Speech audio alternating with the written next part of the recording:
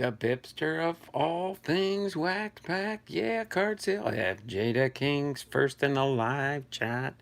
How you doing there, FJ? Thanks for popping in here this morning with us. First in the live chat, I see you there. We are doing well today and getting ready for another fun-filled week, ending this Saturday with my big sale. Check out the pinned comment above. Don't forget my big 2020 auction sale this coming Saturday. It's gonna be fun. We'll start early at 9 a.m. General chatting. And a family mail call from Bibster will be finishing off the box with part 12 of 12. Then the sale will start at 9:30 a.m. sharp, promptly Pacific Standard Time. Hope to see you there. Don't get autos in that blaster. Oh, you didn't get any autos? Well, we'll see. Maybe we can find an auto in here. It says find 2 autographs or memorabilia cards per box on average. We'll see what we can go pull out of here. Somebody had given me this. I got it in the other day, so I'm going to share that family mail call, and I do have some cards lurking out behind. We'll probably go through the cards first. We'll open up this 5-card box, and then Bibster's family mail package, part 8 of 12 after that.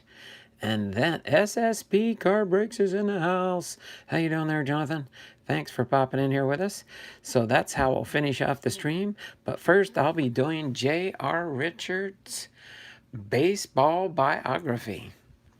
So we'll be starting off with that. He was a Houston Astro back in the day. So we will get rolling here in probably a few minutes. Let me get, who do we got here? First in the chat today, 2 entries for FJ.King and 1 entry for SSP Card Breaks. Jonathan got an entry into my January Wheel of Names. Gonna be screaming up here. So we got 2 for FJ.King. Get your 2 entries in here today. Get all the way to the bottom here and get your 2 entries in here. All right. And then we'll get SSP cards.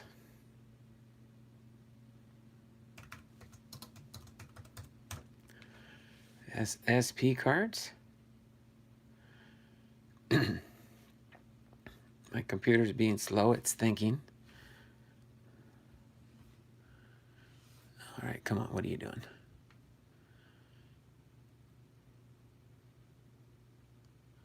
It's thinking again. There we go. Okay. Let me let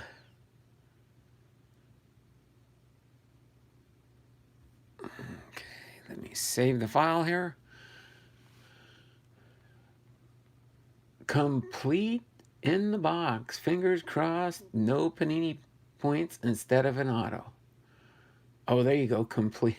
Oh, that's right. You can a lot of times in Panini you can get redemption cards, right? I hate when they do that. Hey, SSP Kevin's card collecting's in the house. All right. So we do have that saved now. I will get back into the live chat here. We have 378 names in the Wheel of Names. So we've got a grunch of names in there. A grunch of names. Hopefully everybody's having a good start to your week.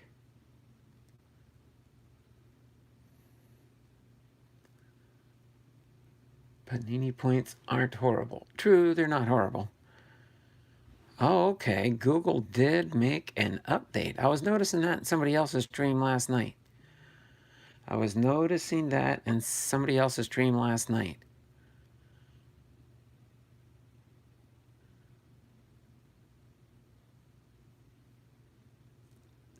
That you can spin the wheel longer for up to 60 seconds now. And then you can actually have up to 1,000 names on the wheel. So that must have been a latest update they did there. So up to 1,000 names on the wheel. Let me see, it looks like they have some different features they added in here after the spin.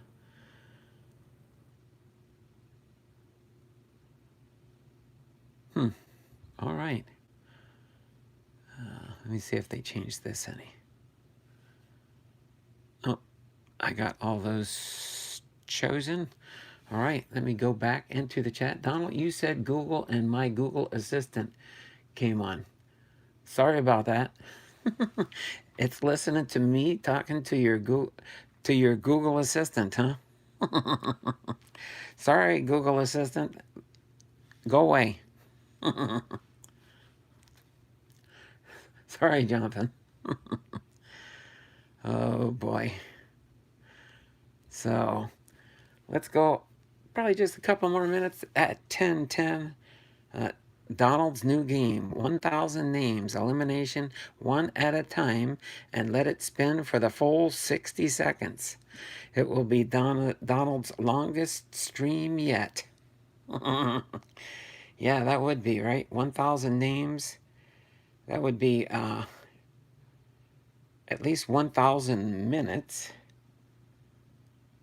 So 1,000 minutes divided by 60. Let's see, 1,000 minutes divided by 60 minutes. Yeah, that would be like 16.666666667 hours. That would be a long stream just to find out who wins a contest. For now, since I said it earlier, we're going to maximize this time at 500. But maybe down the road as we grow and continue to get more entries into the monthly contest, I'm going to have to come up with some real good prizes coming up down the road, that's for sure. But we will go at 10:10. We'll start with the biography for J.R. Richard. We'll start with the biography for J.R. Richard and get ready to rock and roll here. Hopefully everybody's having a good Tuesday out there.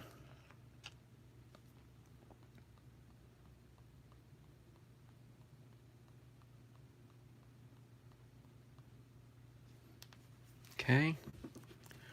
So of course, for anybody that isn't familiar with J.R. Richard, he did play his entire baseball career of 10 years for the Houston Astros. I thought it was funny the other day, Bibby asked me, why are you doing a biography program for J.R. Richard? And I was like, well, somebody requested it, and it's on my request list. So I take somebody from the beginning of the alphabet down to the top half of the alphabet, excuse me, and the bottom half of the alphabet. And so this week's choice is from the bottom half, the ones that are remaining. So we're going backwards up to R. And then on the upper end, we go from A, working my way down the alphabet till we meet in the middle. And then once I have them all chosen, I'll have to wait until I get some more requests for new names. Bibster, tartar slip, please. I was in the studio. Oh, I'll give you a buy on this one, Bibster. That's what you get for staying up so late on Maya's channel last night. Hey, hello all. Hey, Bibby, do you like to draw cartoons? Just wondering. The Bibster, all things wax packed, says, no. Why? All right. So we've got about one more minute here, and then we will get ready to rock and roll. As soon as my computer says 10:10, I will get into the biography for J.R. Richard. Then we'll continue on with part 2 and part 3 of today's stream.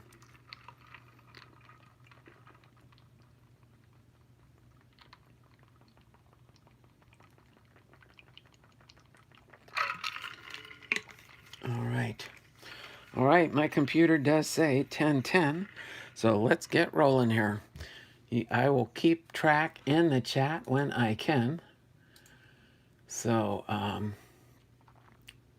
Kevin says, okay, I'm trying to solve a mystery. I'll explain later. All right, so, um, J.R. Richard. James Rodney Richard, born March 7th, 1950, is an American former starting pitcher in Major League Baseball who played his entire career from 1971 to 1980 with the Houston Astros. After leaving high school, Richard was selected by the Astros as the second overall pick in the first round of the 1969 amateur draft. From time to time, he made his major league debut with the Astros in 1971 until 1975. Richard had a limited role as an Astros pitcher, throwing no more than 72 innings in a season.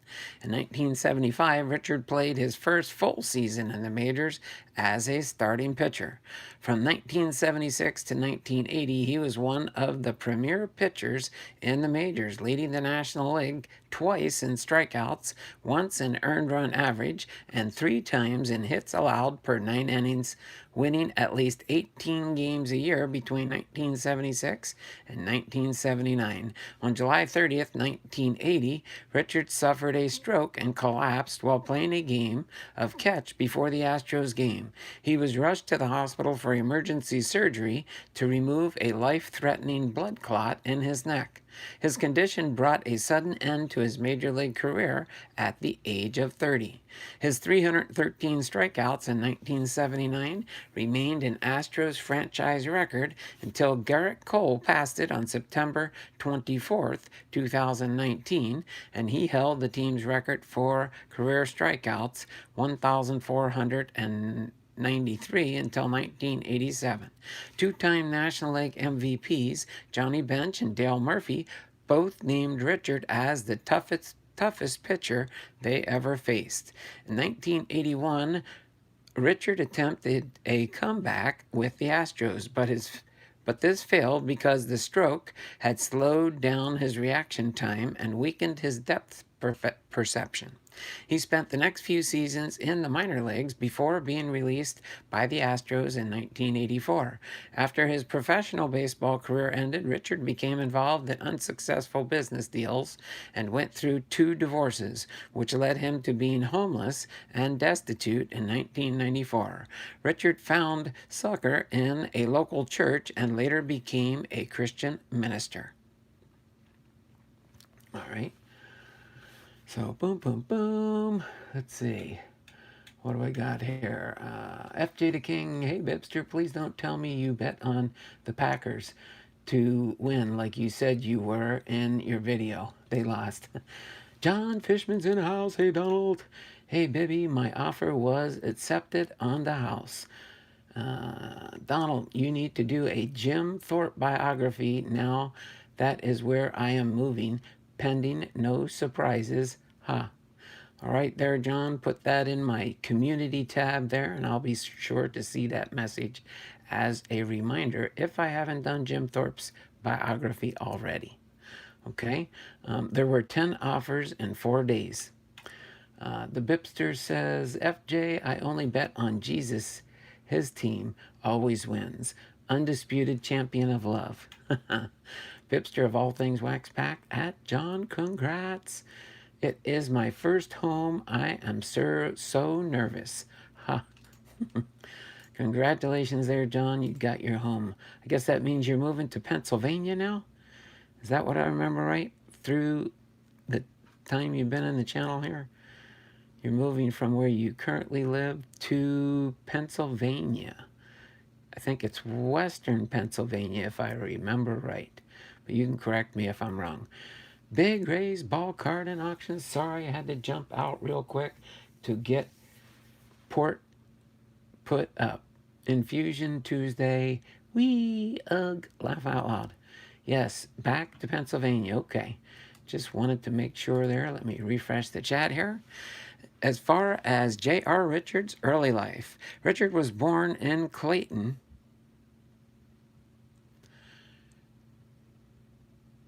and to Clayton and Lizzie Neefrost Richard in Vienna, Louisiana, and gained prominence in both baseball and basketball at historically black and since closed Lincoln High School in nearby Ruston.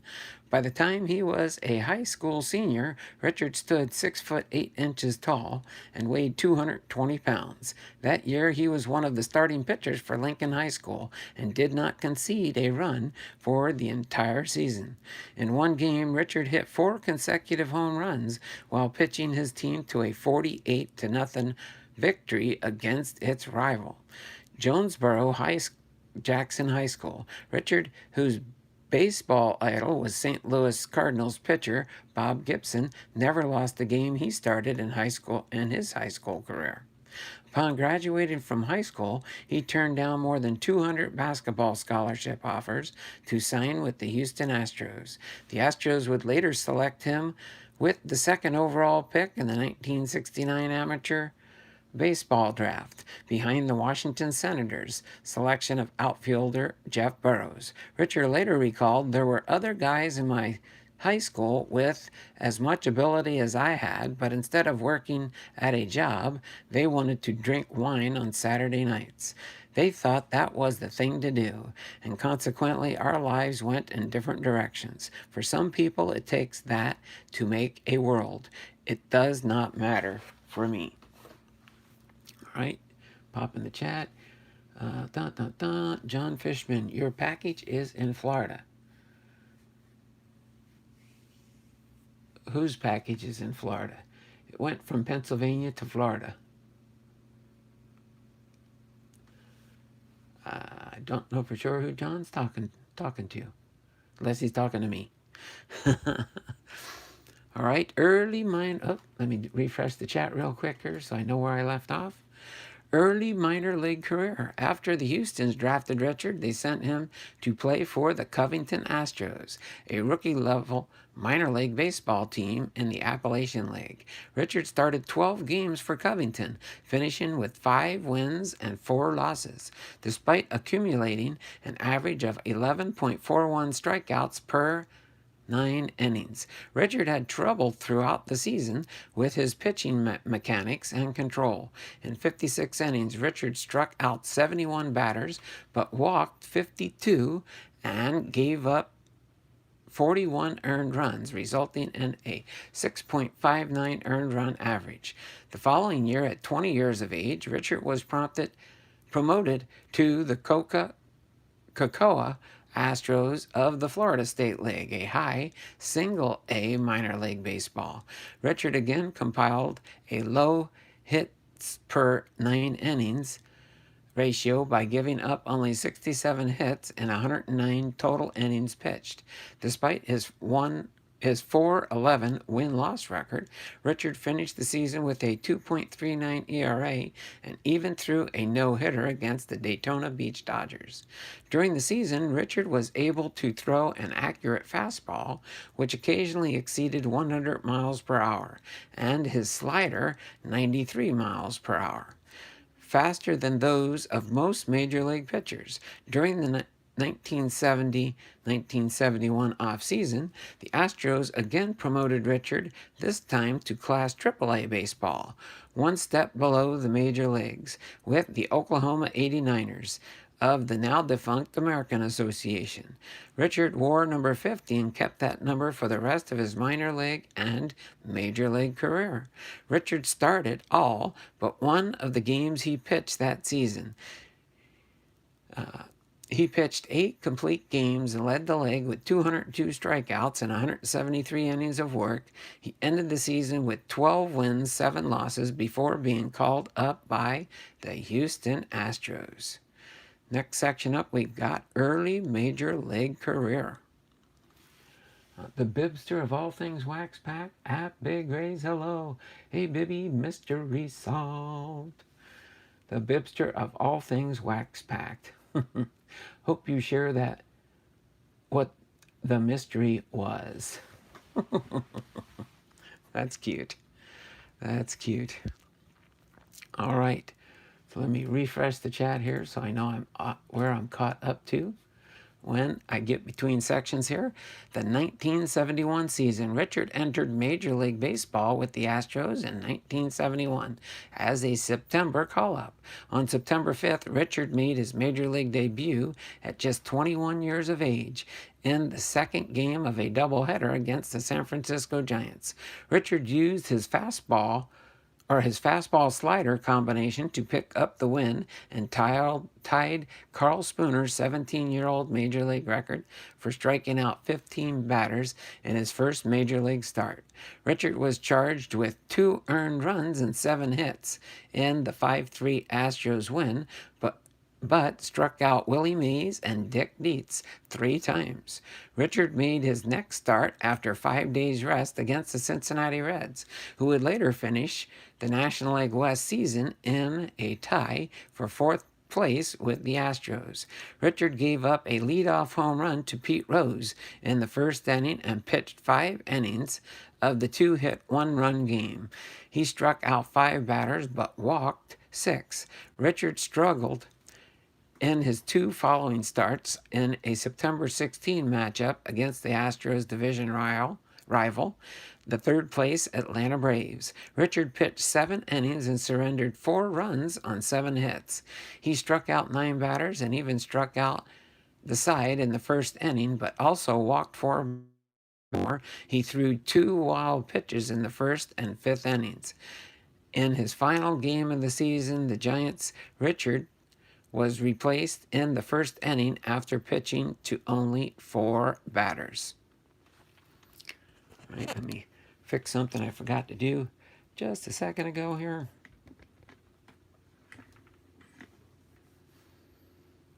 Gotta reposition my cord here just so it's out of the way. All right. Big Ray's Ball Cards and Auction says, "Hiya, Bibster."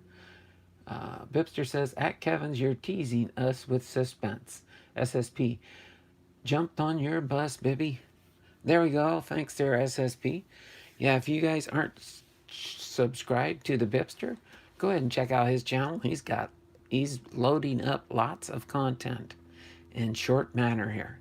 Kevin's Card Collecting More says that at SP Cards, Bibby has great videos. His enthusiasm is contagious. After each video, I end it with a huge smile on my face. The Bibby Breakdown post in a little bit. A new series. SSP Cards says thumbs up. There we go. Thummies up, thummies up, thummies up for me. We got 5 people watching, 6 thumbs up. Let's get into the next section here. But let me take a sip of water real quick.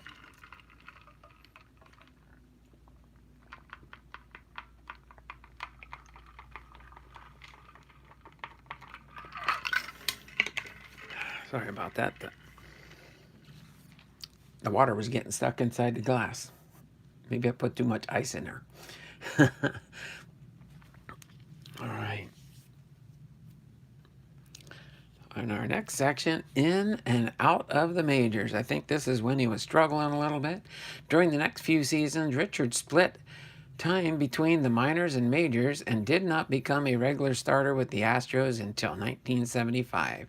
After his cup of coffee with the Astros in 1971, Richard was sent back down to Class AAA baseball to work on his pitching with the Oklahoma City 89ers for the 72 season.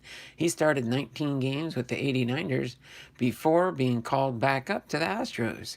In AAA baseball in the American Association, Richard finished with 10 wins and 8 losses and 128 innings of work.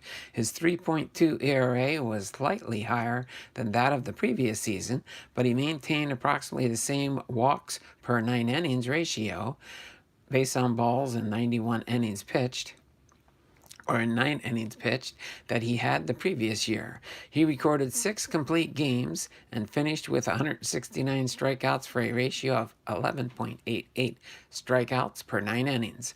Richard re-entered the majors starting a day game of a day-night doubleheader for the Astros against the San Diego Padres. On July 30th, 1972, he struggled and took the 10-7 loss. Richard did not pitch again until 2 weeks later when he entered in relief for Ken Forsch in the 5th inning to keep the Giants limited to a 1-run lead. In 2 innings of relief, Richard gave up 1 hit, struck out 3 batters, and garnered the win. In his 2 final relief appearances of the season, Richard gave up 5 earned runs in just over 1 inning of work. He finished the season with a 13.5 ERA in only 6 innings of work and was again sent back down to AAA, this time with the Astros-affiliated Denver Bears. Richard started 8 games with the Bears in 1973 and posted minor league career worsts in ERA and hits allowed per 9 innings. Despite his poor performance with the Bears, Richard was again called up by the Astros. Richard entered in the 4th inning of a June 16th game against the St. Louis Cardinals and his idol Bob Gibson. He pitched 4 innings of 1-run ball and 3 innings of 2-hit ball. A 2-hit ball game in his next relief outing. Afterwards, the Astros placed Richard in the starting rotation. He made his first major league start since July 30th of the previous year. He pitched 6 solid innings of a 1-run ball game and struck out 6 while walking 3 batters. Richard would make the next start 4 days later. Richard again pitched more than 6 innings but earned a no decision after the Astros bullpen gave up 9 runs during the top of the 9th inning. After starting a July 4th game against the Braves, which he won, Richard was sent into the bullpen to add Tom Griffin into the Astros starting rotation. He made 3 relief appearances against the Montreal Expos before making a start against the Los Angeles Dodgers on July 27th. 4 days later, Richard threw his first shutout against the Dodgers, in which he gave up just 5 hits and struck out 9 batters. 19 days later, Richard pitched another complete game, this time giving up 2 runs while striking out 9 and walking 3 batters. He concluded the season with 6 wins and 2 losses in 16 total games, 10 of which he started. He finished with a 4.00 ERA and struck out 75 batters in 72 innings. He walked 38 batters, giving him a ratio of 4.75 walks per 9 innings, which was lower than the ratio he had in his 2 previous minor league seasons. Despite his improvement performance in 1973, Richard was sent down to work on his pitching mechanics and ball control in Class AA baseball with the Columbus Astros of the Southern League. He started 13 games with Columbus before being moved back up to Class AAA with the Denver Bears. In 4 starts with the Bears, Richard threw 3 shutouts and pitched 33 scoreless innings with a 4-0 record and 26 strikeouts. He was called back into the majors on July 13th and stayed with the Astros for the remainder of the season. He first pitched 14 innings of baseball and 6 relief appearances before being placed on the starting rotation. He then started in 9 of the games he pitched during the remainder of the season. Richard finished with a 4.18 ERA in just over 64 innings of work, the 15 pitching appearances he made during the season. Even though Richard's statistics showed he bounced between Houston and the minors during his first 4 years with the Astros due to his wildness. He often told reporters that racism played a role in keeping him from becoming a regular in the big club sooner. Pop in the chat. The Behind the Fern series will be great. There we go. The Bibster of all things wax packed. 74 degrees in Georgia. A heat wave. Kevin says, we had snow last night.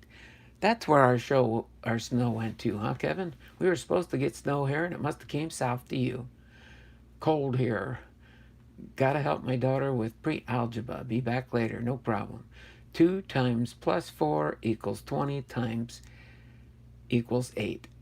It snowed here too, says FJ. Oh my. I know, let's see, FJ's in Chicago, aren't you, FJ? It does get some, you guys do get some snow in Chicago, don't you? refresh the chat there. Mainstay with the Astros. All right. In the offseason, the Astros traded. Hold on a second. Got something. Some dust must have flew in my eyes here. Hold on a second. Whew. All right. Splash some water in them to wash them out. No. In the offseason, the Astros traded starting pitcher Claude Osteen to the Cardinals and lost pitching ace Don Wilson, who died from carbon monoxide poisoning at the age of 29 on January 5th, 1975. As a result, Richard entered the 1975 season as the third starter of the Astros pitching rotation, behind veterans Larry Dierker and Dave Roberts. Richard was scheduled to start on April 9th versus the Braves. He was removed from the game in the fifth inning after jamming his toe on the first base bag, but gave up no earned runs in his start. Richard continued to exhibit wildness, as shown when he issued 8 walks in both his third and fourth starts of the season. He followed by pitching a complete game again against the San Diego Padres on April 29th. The following start, he walked a career-high 11 batters in just 6 innings of pitching and also gave up 7 runs with the Astros' 12-8 win over the Giants. By the All-Star break, Richard had 6 wins and 4 losses with a 4.93 ERA in just over 98 innings of work. In August 10th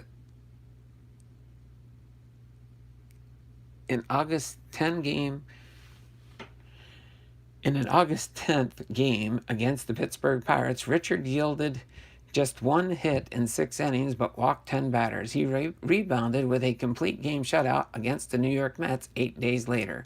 Richard ended the season on a strong note by winning 3 of his last 4 starts, including his final games against the Dodgers. He finished the year with a 12-10 record for the Astros, who finished with franchise worst 64-97 record.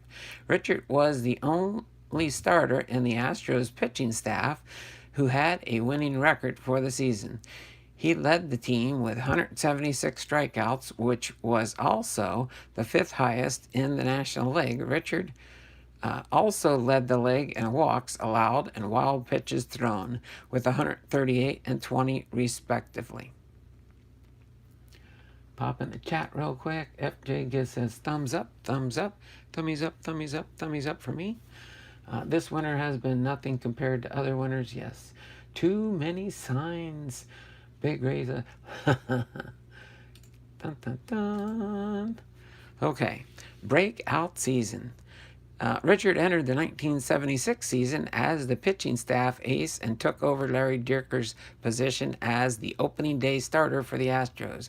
In his first start of the season, Richard gave up 4 runs in 4 innings against the defending World Series champion Cincinnati Reds on April 8th. He followed his inauspicious beginning with wins in 5 of his next 6 decisions. One of them included a 10-inning shutout effort that led to a 16-inning 1-0 Astros victory against the Dodgers. By the end of May, however, Richard was sitting even with a record of 5-5, loser of 4 straight decisions. He closed the first half of the season by winning a 10-inning shutout against the Mets on July 6th and an 8-inning start against the Expos 4 days later.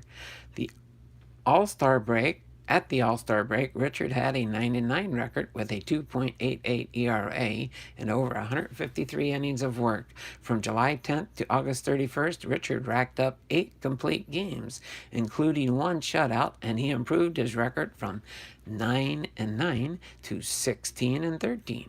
He pitched 98 innings and yielded only 22 earned runs, which gave him an ERA of 2.02 during the approximately 50-day span. On August 26, Richard hit his first home run of the season during the 2nd inning of the game. In his last game of the season on October 2nd, Richard pitched a complete game 13 strikeout performance, and he also hit a 2-run home run in the 6th inning. Richard finished the season with a 20-15 record, 14 complete games, 3 shutouts, and 214 strikeouts in 291 innings of work. At the age of 26, Richard became only the second pitcher in Astros history after Dierker in 1969 to record 20 wins in a season, tying him for fourth in the National League that year. Richard also became the 9th member of the Black Aces, an organization founded by Mudcat Grant that consists of all African American pitchers who have won at least 20 major league games in a season. He was named the most valuable player of the Astros by the Houston chapter of the Baseball Writers Association of America. Richard finished 17th in MVP award voting and 7th in the National League Cy Young award voting. His 2.75 ERA was the 7th best among the league's starting pitchers and held hitters to a .212 batting average. He led the league in lowest number of hits allowed per 9 innings and in walks allowed. Richard also finished the season second in batters faced, innings pitched, and games started. In addition, he led all National League pitchers with 14 hits, 2 home runs, and 9 runs batted in as a hitter. However, during the year, he committed 10 errors and finished with a .853 fielding percentage, nearly .100 lower than the league average. All right. Let me continue on here. The middle years, 1977 season. Richard began the 1977 season on a high note with a 9-inning, 7-strikeout performance on April 8th against the Braves. He pitched 7 complete game victories in the first half of the season. By the All-Star break, Richard had 9 wins and 6 losses over 160 innings of work, accompanied by 119 strikeouts and a 2.69 ERA. Although Richard struggled through July and August, he did manage to pitch 3 complete games, including 2 shutouts in 5 starts from August the 27th to September 17th. He had 11 and 10 strikeouts respectively in the final 2 starts that roughly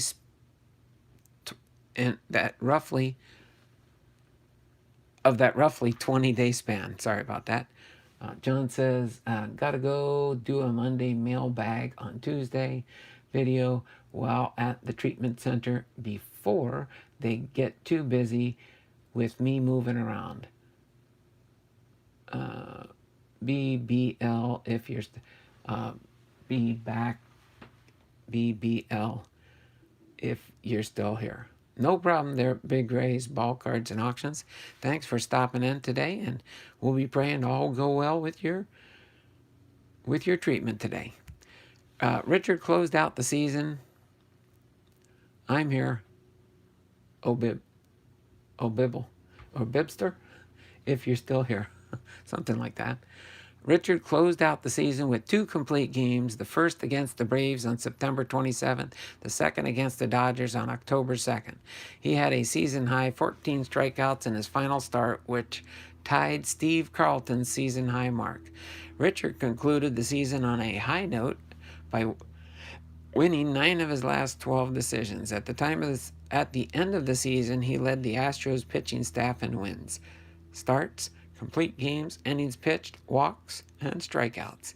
He had 18 wins and 12 losses in 267 innings pitched and posted a 2.97 ERA and 214 strikeouts. For the first time since becoming a permanent member of the Astros starting rotation, Richard was not the league leader in walks allowed, but he had done as he had done in 1976. He led the league in wild pitches. He finished 4th in the league with 13 complete games, and he improved his fielding from the previous season by going through an error-free season. Richard hit well for a pitcher, going 20 for 87 in the season with 2 triples, 2 home runs, and 7 runs batted in. After the season was completed, Richard underwent an emergency appendectomy on October 26, 1977, at a Houston hospital. He spent most of the offseason working out at the Houston Astrodome and for relaxation fishing. In early 1978, he was a participant in ABC's Superstars all-around sports competition. Then his record-setting year. All right. Richard entered the 1978 season as the Astros' opening day starter. In the first game of the season, he gave up 7 runs on 11 hits and just made it into the 5th inning before being replaced in a loss to the Cincinnati Reds. He recovered from the loss by pitching a complete game 2-hit shutout in his next outing against the Dodgers.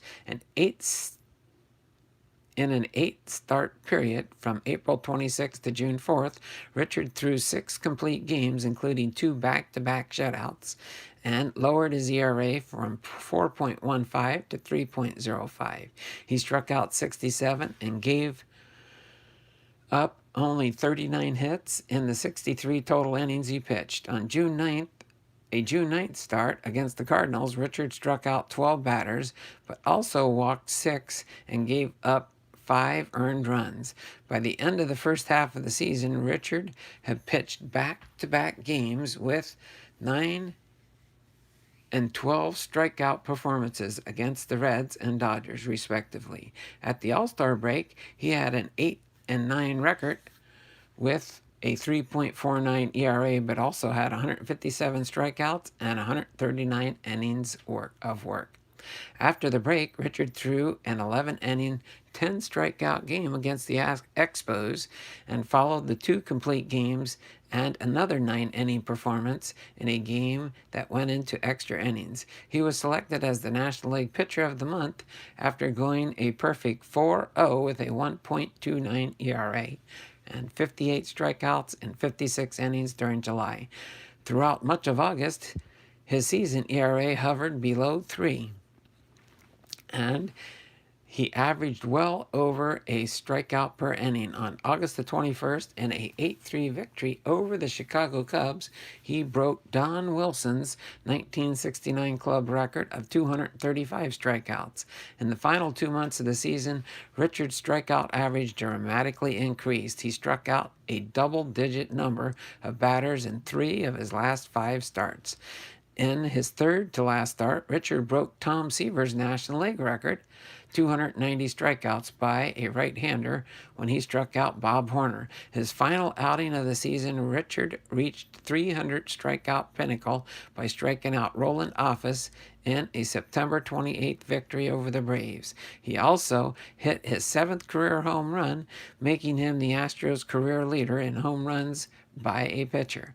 At that time, he became only the 10th pitcher, the 3rd National Leaguer, and 1st National League right-hander in history to strike out more than 300 batters in a single season. Richard finished the season with 18 wins, 11 losses, and a 3.11 ERA. He led the team's pitching staff in innings pitched, starts, complete games, shutouts, hits allowed, earned runs, and walks allowed, and strikeouts. He held batters to a 156 batting average at home and a 196 average overall, which was the lowest in the National League. Richard again fared well in the field, finishing with 3 errors and a .957 fielding percentage, slightly higher than the .950 league average. He finished 4th in the Cy Young Award voting behind Gaylord Perry, Bert Hooton, and Vida Blue. He finished atop the league in strikeouts per 9 innings with 9.90, fewest hits allowed per 9 innings, 6.28, walks 141, and wild pitches 16. Say appendectomy 5 times. Hey everyone, Frank's Card Corner's in the house. How you doing there, Frank? And hey Frank, let's see, appendectomy, appendectomy, appendectomy, appendectomy, appendectomy. That's about as fast as I could say it, Kevin. All right. In his 1979 season, he In his second game of the 1979 season, Richard set the modern-day record for throwing 6 wild pitches in a single game against the Dodgers. Despite this, he finished the game with a 13 strikeout performance in a 2-1 Astros victory. He won his first 4 decisions that season, but those victories were followed by 4 losses. He continued to accumulate strikeouts and finally began to walk fewer batters on average, exhibiting great control over his pitching. Richard evened out his record at 7 wins and 7 losses by a complete game 3-hit shutout against the Padres on June 30th. By the All-Star break, Richard had 7 wins, 10 losses, a 3.52 earned run average, and 158 strikeouts in just a bit low over 157 innings worked. By June 25th, his record stood at 8 wins and 11 losses. But he pitched 9 straight complete games, including 2-hit and 3-hit shutouts on August 27th and September 6th, respectively. Through September 6th, and worked 86 consecutive innings without the need of a relief pitcher, which set an Astros club record.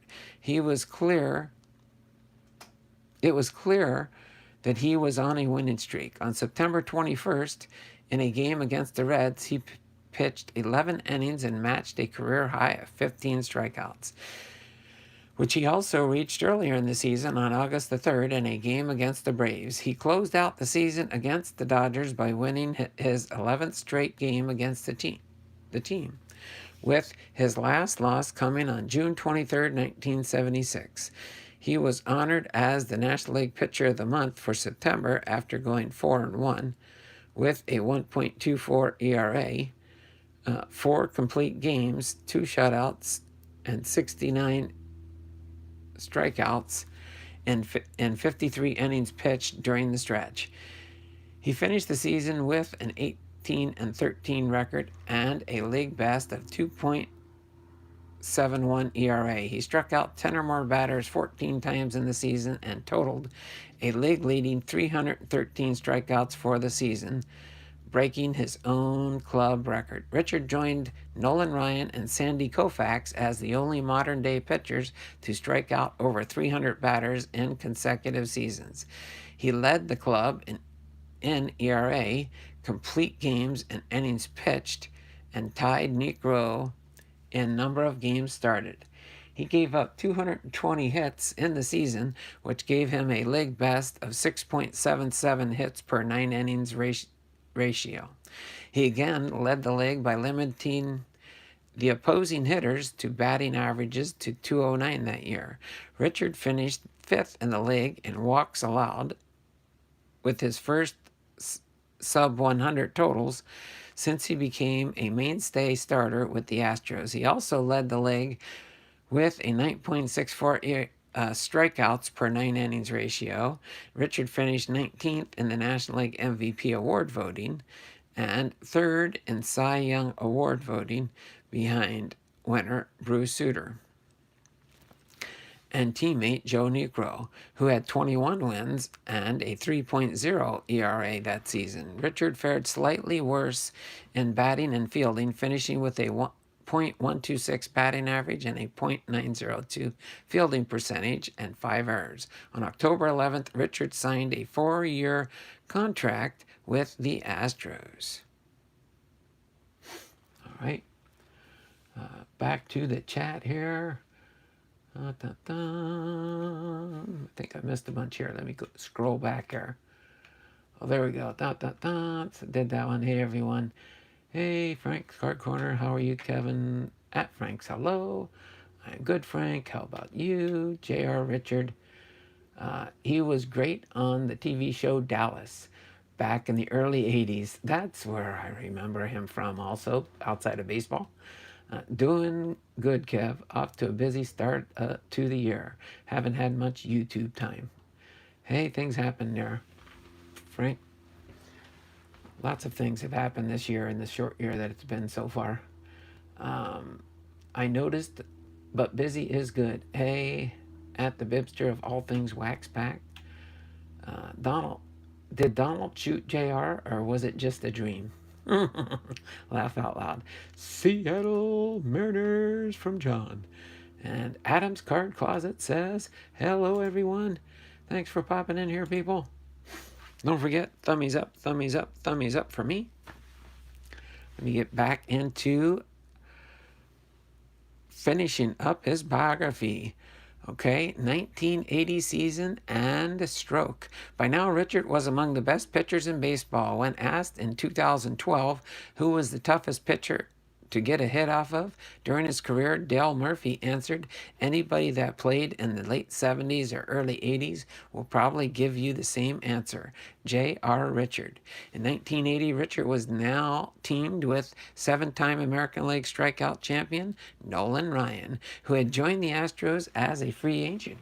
During the first half of the season, Richard was virtually unhittable, starting the year with 5 straight wins, 48 strikeouts, including 2 starts with 12 and 13 strikeouts, and a sub 2.0 ERA. He was named National League Pitcher of the Month for April. At one point, Richard threw 3 straight complete game shutouts, 2 against the Giants and 1 against the Cubs. On July 3rd, he broke Dierker's team record of 1,487 career strikeouts in a 5-3 win over the Braves. It was to be Richard's last major league victory. After finishing the first half of the season with a 10-4 record, 115 strikeouts, and a 1.96 ERA, Richard was selected to be the National League starting pitcher in the All-Star game on July 8th, but he pitched just 2 innings due to various back and shoulder problems. As the season progressed, Richard began to complain of a dead arm, citing discomfort in his shoulder and forearms. His concerns fell on deaf ears. Some in the media even interpreted these complaints as whining or malingering, citing Richard's reputation for moodiness. Others hypothesized that Richard was egotistical and could not handle the pressure of pitching for the Astros, while others suggested he was jealous of Ryan's $4.5 million contract. During the next start on July 14th against the Braves, Richard was pitching well and even struck out the side in the second inning, but had trouble seeing catcher Alan Ashby's signs and also had difficulty moving his arm. He left the game in the fourth inning after throwing a fastball and feeling his right arm go dead.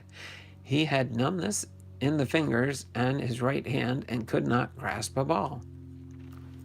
The Astros placed Richard on the 21 disabled list. As it turned out, it would be his last major league game. 9 days later, he checked into Methodist Hospital in Houston for a series of physical and psychological tests to determine the cause of his mysterious arm problems.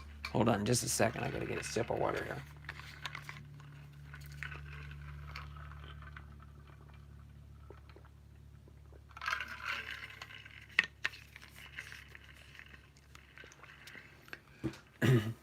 An angiogram revealed an obstruction in the distal subclavian and auxiliary arteries of the right arm.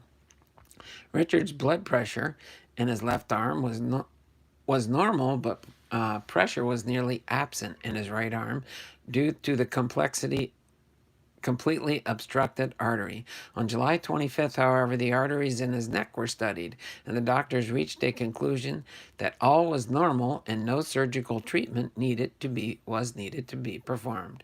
On July 30th, Richard went to see a chiropractor who rotated his neck to fix the flow of blood in his upper torso region. Later that day, Richard was participating in warm-ups before the game when he suffered a major stroke and collapsed in the outfield. Before the stroke, he had a headache and was feeling of weakness through his body. Eventually, that progressed into vision problems and paralysis in the left side of his body. A massive blockage in his right carotid artery necessitated emergency surgery that evening.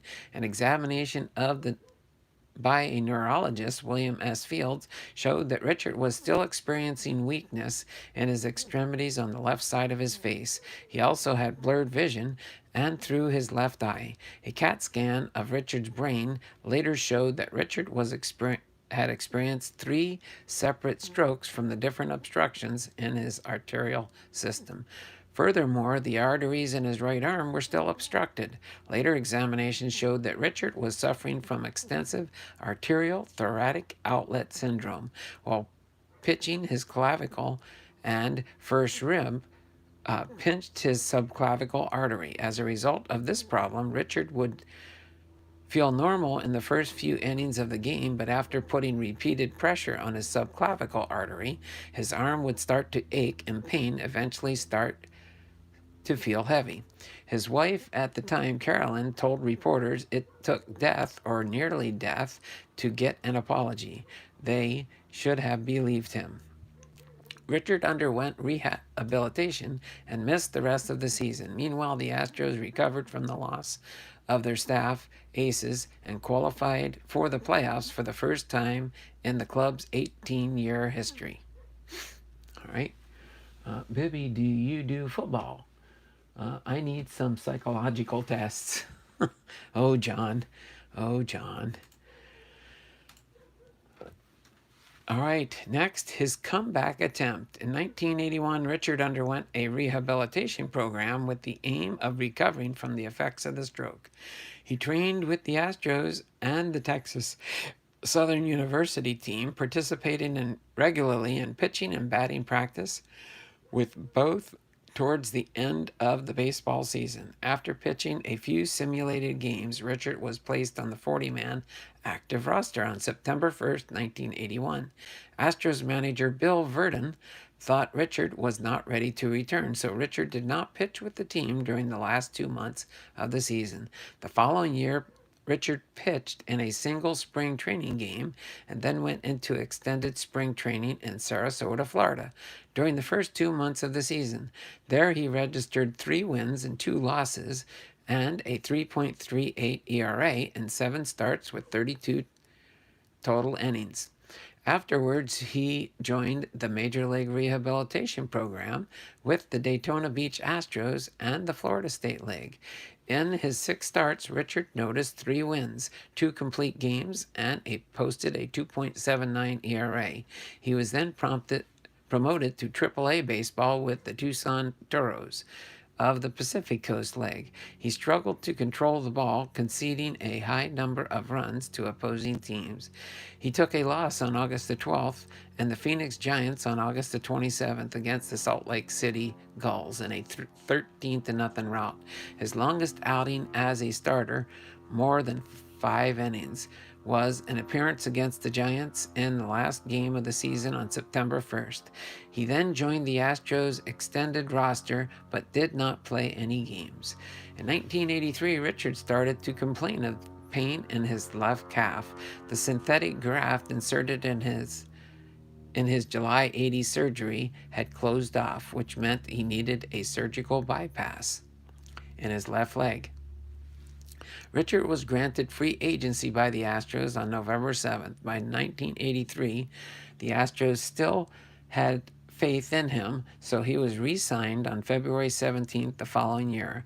Just over 2 months later, he was released by the Astros, thus ending his baseball career. Despite an almost complete recovery, the risk of future complications was so great that he never pitched again. His final major league record was 107 wins, 71 losses, with 1,493 strikeouts and a 3.15 ERA in 238 games, 1,606 innings. Nolan Ryan broke his Astros record for career strikeouts in 1987. So one last section here, and nothing in the chat. At Kevin's All Things Wax Pack, football, non-sport, racing, etc., etc., etc. Yeah, Bibby's all over the place. He does a little bit of everything. I even saw him last night in a coin channel. Bibby knows what I'm talking about. All right, after baseball, after his professional baseball career ended, Richard returned to Louisiana and invested in some business ventures. He fell prey to an oil business scam, losing over $300,000 in the deal. A few years later, Richard paid $669,000 in a divorce settlement to his ex-wife, Carolyn. He married and divorced again, losing his suburban Houston home and most of his money. In 1989, Richard was drafted into the Senior Professional Baseball Association and played for the Orlando Juice, but was cut from the team in preseason play. By the winter of 1994, Richard was homeless and destitute and lived under a highway overpass in Houston. By 1995, Richard was eligible for his pension from Major League Baseball. He played in the Old Timers Day game with the Astros in the same year. In the following months, after spending many nights under the overpass Highway 59 at Beechnut Road in Houston, he turned to the Now Testament Church and sought help from its minister, Reverend Floyd Lewis. Richard overcame his homelessness by working with this minister, with a belief that he always knew God was on his side. Richard started working at an asphalt company and later returned to the church as a minister. Richard became involved in the Houston community, working with local financial donors to help establish baseball programs for children. A small budget 2005 movie, Resurrection, the J.R. Richards story, depicted Richards' baseball career as well as his life after baseball.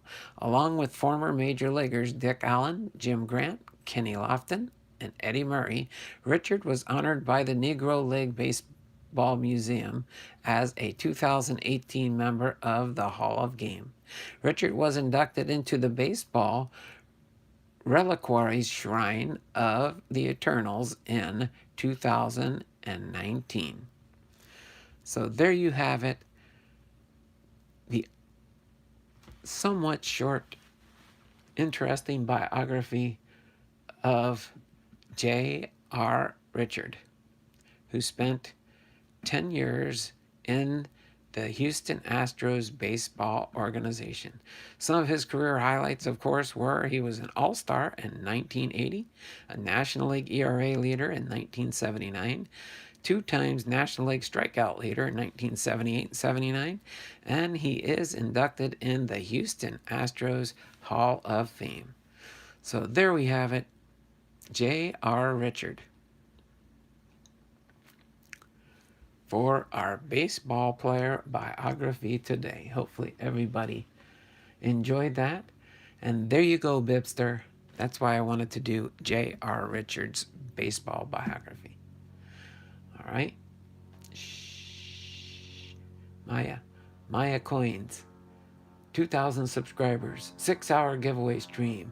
Awesome channel. There you go. If you want there, Bibster, you can, I don't know if you can do it. If somebody out there could look up Maya Coins. Yeah, she had her 2,000 subscriber giveaway. Well, I don't know if I can make it to 2,000, but I am increasing in subscribers. For the longest time, I was at 1,130. And now, believe it or not, I am up to 1,156. So it probably shows as my subscriber level as like 1.15. I was at 1.13 at a long time. But I'm ever so slowly creeping up. All right? So we are going to leave, for our part 2, we're going to leave Bibby Bobkas for last. So as you can see in the total here, I was in Red Bear Breaks the other day. Just perfect timing. I jumped in just to say hi and see how things were going. Because for everybody that knows, a week ago today was a not so happy moment in my life, but a graduating moment for my mom. I did lose my mom. God rest her soul. She is in heaven now with our Lord and Savior. But I did win this, or I donated. I'm trying to remember exactly what I did for sure. I think I donated, but I can't remember. Maybe I won it in a giveaway. I'm trying to remember exactly. Last week was a blur. But I will open this here. But he did send me some other cards first, which are right behind the box here. They're right behind the box here. So I'm probably going to do those first. In case anybody is wondering, I will probably do those first in the back there. All right.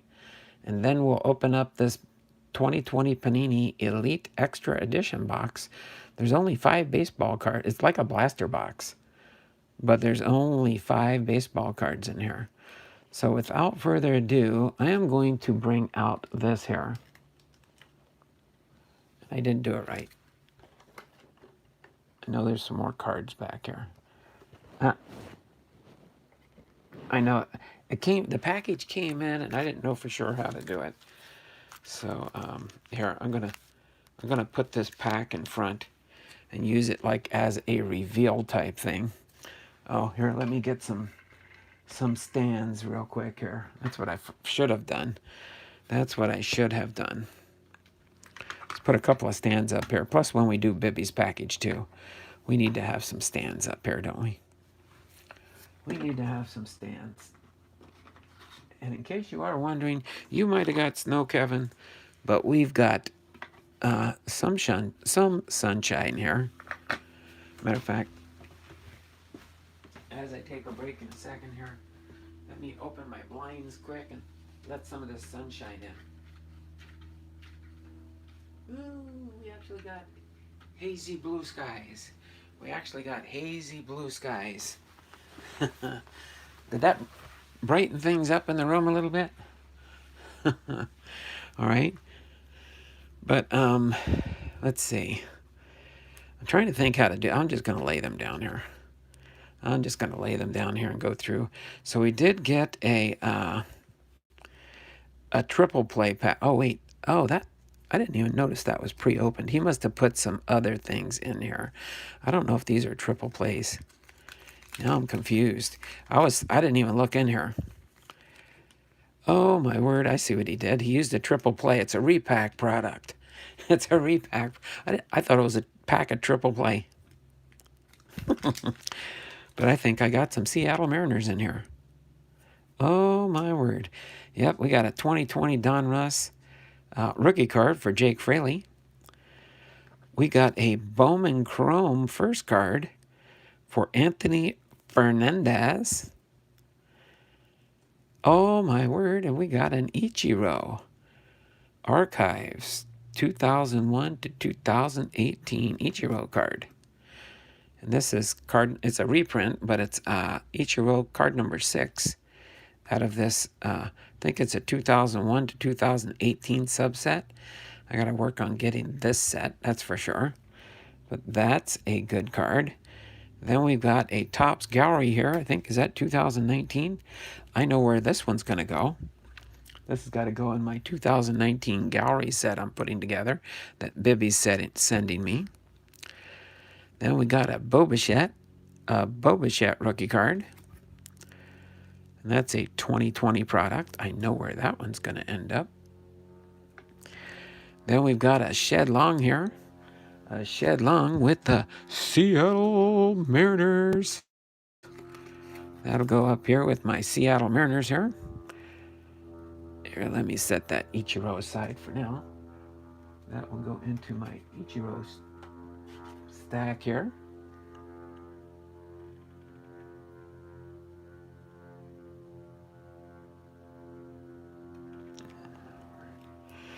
Then we've got a Kyle Lewis Topps Gallery from 2020.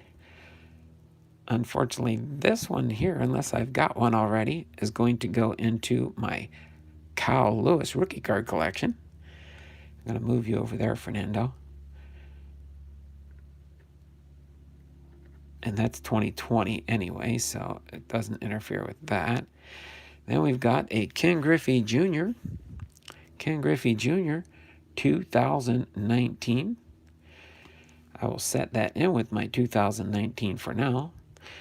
Got another Ken Griffey Jr. Hall of Fame card from a 2020. A 2020. And then we've got I'm going to do this right here for now. You probably saw that anyway. But a Mark Langston with the Seattle Mariners. And to add to my rookie card collection for Yusei Kikuchi opening day, I've got a 2019 Topps opening day purple foil Yusei Kikuchi 10 mint or better to add to my Yusei Kikuchi collection. I believe this is my third graded card for Yusei Kikuchi. Good thing that little scratch there is just on the team bag it's in. This looks like a graded card team bag that they've got this in. Ding ding, Seattle Mariners 2020 bow. Let me guess, it's going in the sale. Most likely, yes, there, FJ. I hear a plane. Yep, the planes are flying today. It's a nice day. It's a police plane. They're circling Donald's house. They have him pinned inside now. The little parachute of cards being dropped off at Donald's from the plane. The plane. There you go. Hey there, Tampa Bucks fan and Cardinals fan 1990. All right. So these were the cards I got there. A bunch of Seattle Mariners, except for the Tatis and the Griffey from the 2019. They will find a home somewhere else. And then, of course, the Bo Bichette. Yes, most likely. I don't do Allen and Ginter that much, but it is a Bo Bichette card there. That'll go in my sale box here off to the left. These will go with my Seattle Mariner cards when I put them away. This will go in my 2019 Topps Gallery. This will go in my Ken Griffey Jr. and Kyle Lewis collections, PC collections. And this will go on my stand. Actually, I'm going to leave this out here for now. I'm going to leave this Yusei Kikuchi right here for now. That's a nice card. I want to see that for a little bit here. So now what we will do is, before we get into Bibby's pack, two packs for part 8 of 12 here. Boom, boom. A commercial break for Tampa Bucks fan and Cardinals fan 1990. Let me get you into my wheel of names for the giveaway for the month. All right. Call a timeout. That's right. It's a commercial break. It's a commercial break. Got 2 more entries here for my wheel of names.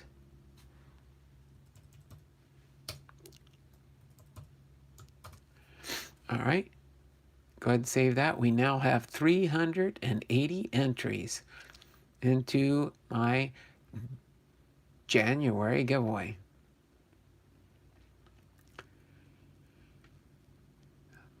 All right. Thank you there. Once again, Tampa Bay Bucks fan and Cardinals fan 1990. I appreciate that. Appreciate that very much. But let's go ahead and bust out my knife here. Open up this big blaster box here that has 1 pack probably in it with 5 cards enclosed. I've never opened one of these before, so this is going to be something new for me. But we will see what we get in here in this Panini box here. I have never opened up any of this product, but since it was a gift, again, this is a shout out to JoeB1Kenobi. I've had him in my sales and stuff before. This is what the box looks like. You get 1 pack of cards inside. I will put that right there. And I think it kind of stays protected. It feels like it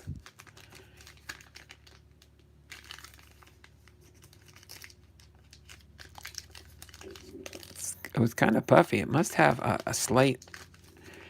It's a little when you pull it that way. It kind of gets a little bit puffy. A little bit puffy. Here, let me move USA over here a little bit. We can see the box. And it does say 5 cards per pack. And it says Panini. I guess that's Austin Martin. Anybody know who Austin Martin is? Elite Extra Edition 2020 baseball trading cards. No purchase necessary. Oh, they do have a no purchase necessary on this one. So let me show you the stats on the back here. And if anybody wants to freeze frame here, they'll probably you can send in the no purchase necessary.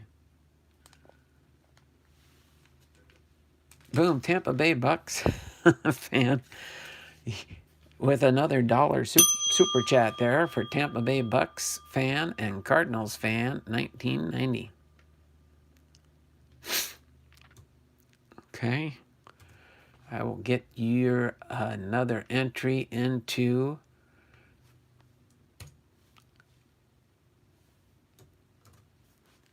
there we go. Now we have 381 entries. We got 119 entries to go. This month of January for now, I'm going to just limit to 500 entries. I doubt if we'll reach the 500 even, but we'll see down the road how things roll out here. Let me get this saved really quick, and then we will get into opening this 1 pack of cards and see what we get. I think what I'm going to do is I'm going to do it like a reveal since it's only 5 cards on here. I'll do it a reveal when I open this up here. How's that sound? I'll do a reveal of 1 card at a time to see what we find. Get this little spacer, and I'll just leave this here for a moment here. Thank you, JoeB1Kenobi, in the channels for this for sure. Austin Martin Draft Blue Jays. Oh, okay. Thanks there, Cardinals fan. Austin Martin is a draft player for the Blue Jays. But we will open up this pack and see what 5 baseball cards we get in out of this blaster box. If I can open up this. Oh, there we go. Ooh, I think we might have it. Looks like a die cut. Let's see. Hold on. Let me see which way the... Okay. So I'm going to put this here like this.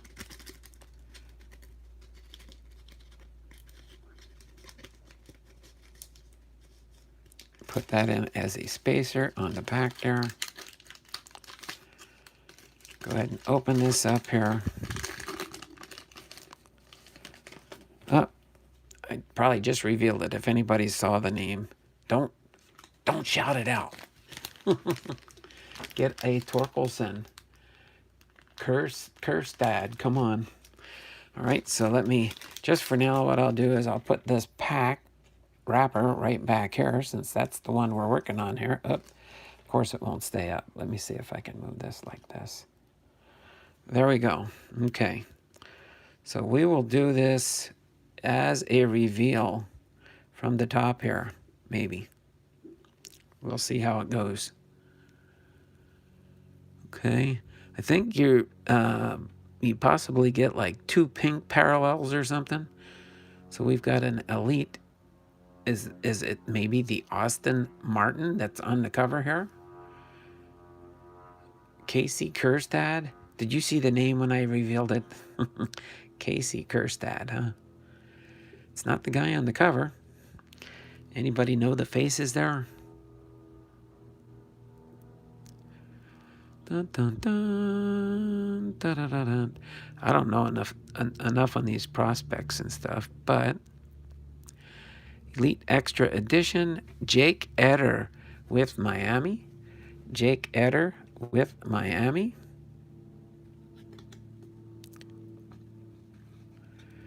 Jake Etter with Miami, whoever that might be. Does anybody know who Jake Etter is? All rise. All right, so let's get that in. So this looks like a pink parallel. It's card number 111. Let me put it. I'm going to put all these in a top loader since they do come in one blaster box. I'll have to look some of these up and see what some of these prospects might be worth, huh? But there we go. Jake Etter, Elite Extras, Pink Edition. Okay. On to Never Heard. At Michael, all rise. How is everything going today? Michael Heath is in the house. Is it card 111 or 11-1? No, it's card 111. I grew up on 111 Bobway Drive in Cardiff, New Jersey. All right, let's go with card number 2 here. Card number 2 here. Looks like card number 2 here is probably another pink parallel. That almost looks like, oh, let's see. I don't know what that is per se. Is that BU or... Don't know much about these guys and these, but I guess they're prospects. So it looks like another pink parallel. These cards have to marinate for 4 years or more. Marinate, huh? To see if they're up-and-coming prospects, huh? Nick Lofton with Kansas City. Nick Lofton with Kansas City. Let me have him cover up the next card here. So Nick Lofton with Kansas City. Don't know much about this guy. Twirlers stand a better chance of hooking on orca whale than getting Lofton to fish for a bad pitch. Don't know much about that guy either. But we will put him in a penny sleeve and a top loader. Put these guys together here. Looks like the next one could be a relic or a autograph memorabilia type card. We'll see if we get an auto. Never know. I think down the bottom it looks like we've got a die cut. We've got 3 more cards to go. Uh-oh. Looks like I need to put this one this way. It's a parallel card. USA. Oh, no, it's a USA baseball. Where's Chuck at when you need him? Where's Chuck? Hello, Donald. Big E Hurt 35 Sports Cards and Memorabilia is back in the house. USA baseball. Spencer Torkelson. Awesome, awesome, awesome. We got a Spencer Torkelson. The enclosed player-worn used materials guaranteed by Panini. Spencer Torkelson. Boom. Oh, look at that one. Chuck would like this one. It's not an auto, unfortunately. So we probably didn't get an order. Well, it says find 2 autographs or memorabilia cards. But Spencer Torkelson. That's an awesome, awesome card. Let me see if I can get that in a penny sleeve real quick.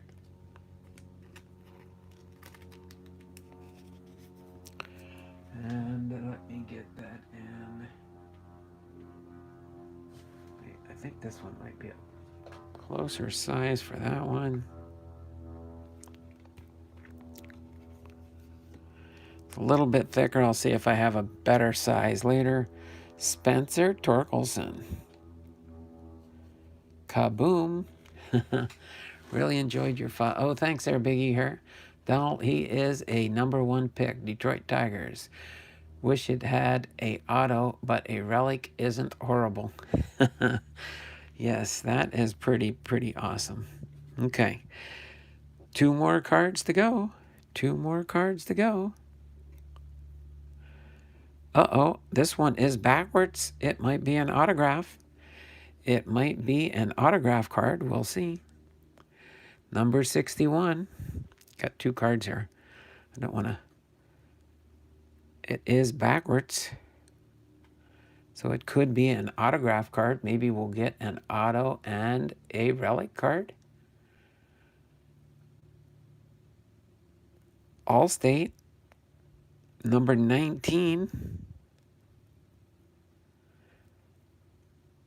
Miami, Kyle Nicholas. Sacred Heart Batters. The autograph is guaranteed by Panini. So let's put this here. Then we'll have the last one. An on-card auto short print, a low number 8 of 225. 8 of 225.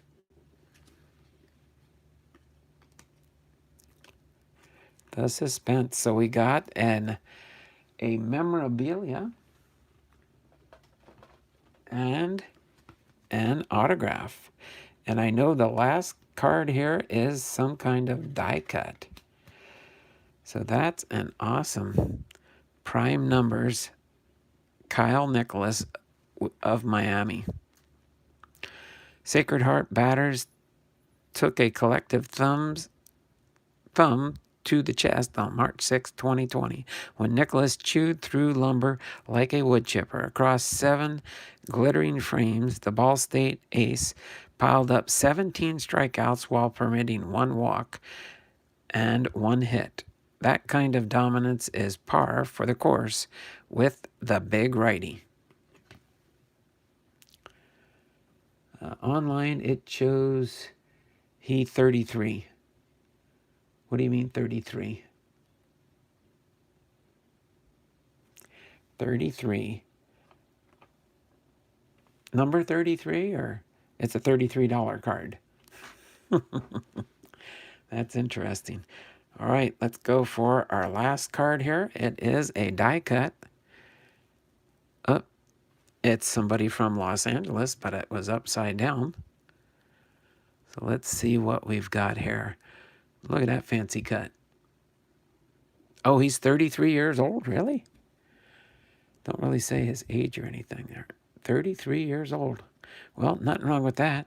We've had other players start that are a little bit older. John says, hey, I'm 33. All right, so what do we got here? We got Elite, Extra. That's a fancy letter. An E on the top. An E. Anybody know the faces of some of these up-and-coming stars? Bibby probably is our resident expert for watching for the prospects and stuff.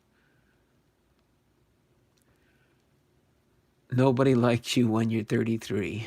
What's my age again? What's my age again? Oh, I guess nobody likes you because you're 33, John. All right, let's go down here. And ooh, it's a short print. It's a 999. It's at least a 0. It's at least a 30. 30 out of 999. So that's a low number short print. It is a Blink 182 sign. Okay. And the winner here is, what's this guy's name?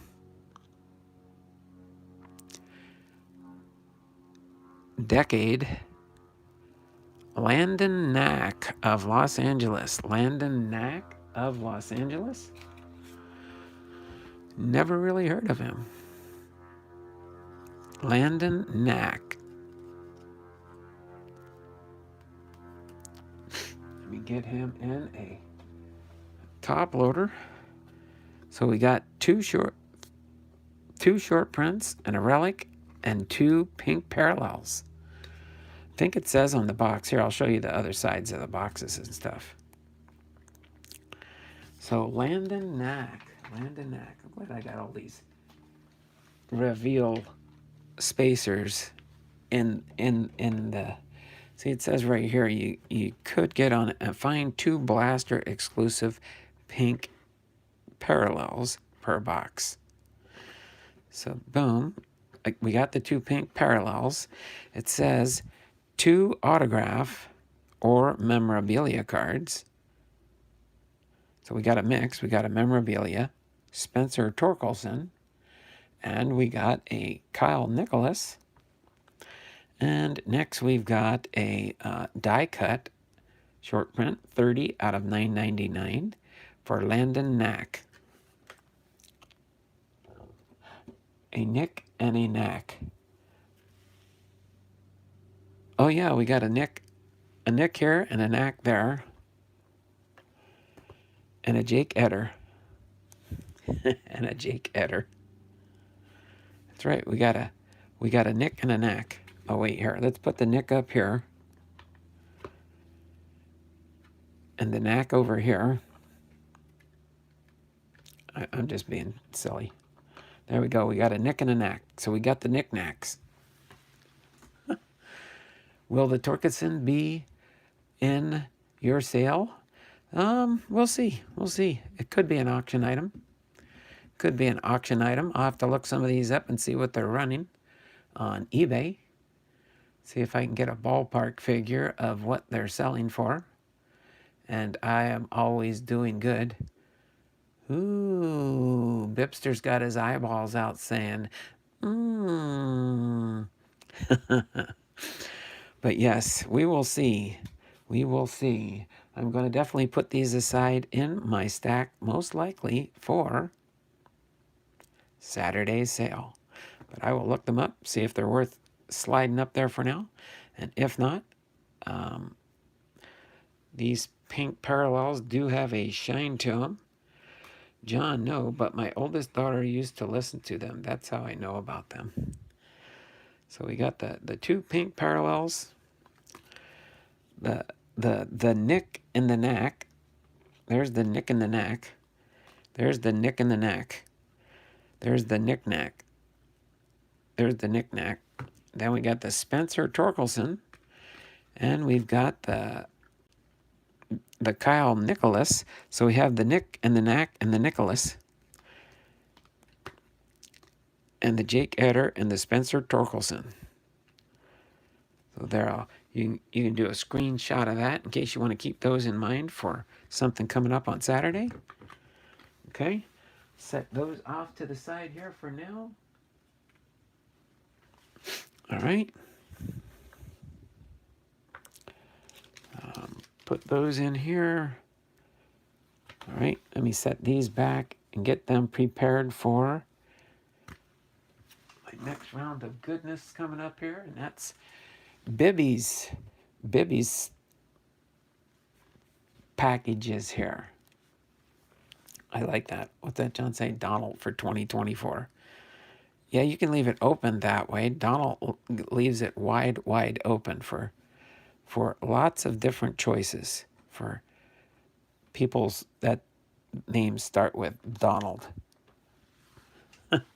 Donald 2024 leaves it wide open.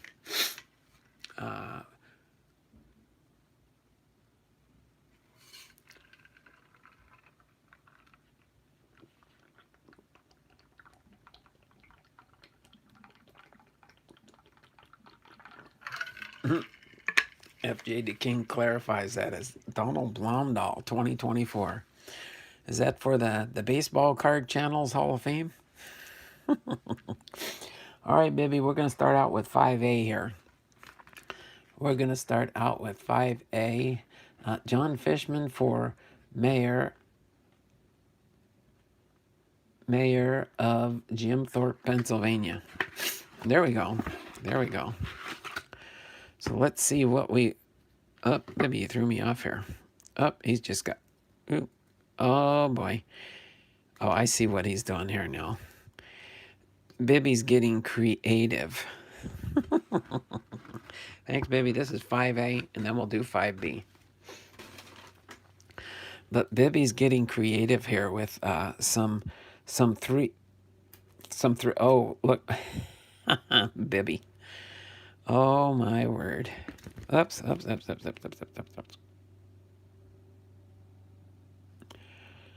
Bibby. You're...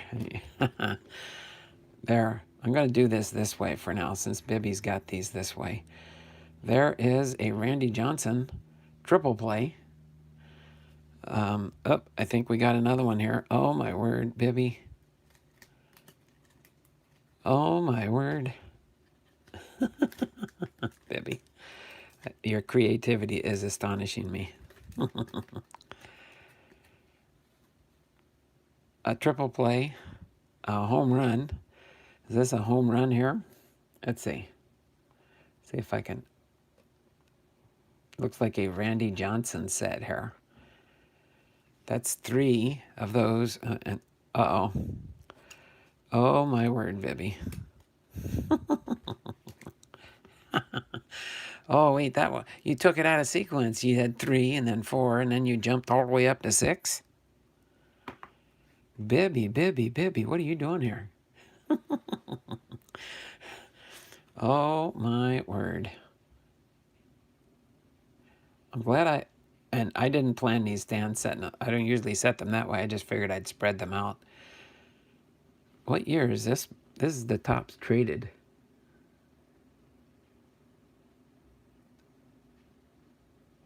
Is this his rookie card, Bibby? Are these 6 Johnsons his rookie card? I gotta check something really quick. I can't believe you would do something like this to me. Johnson. Oh, my word. Well, no, because Randy Johnson started as an Expo with the Montreal Expos, didn't he, his rookie year?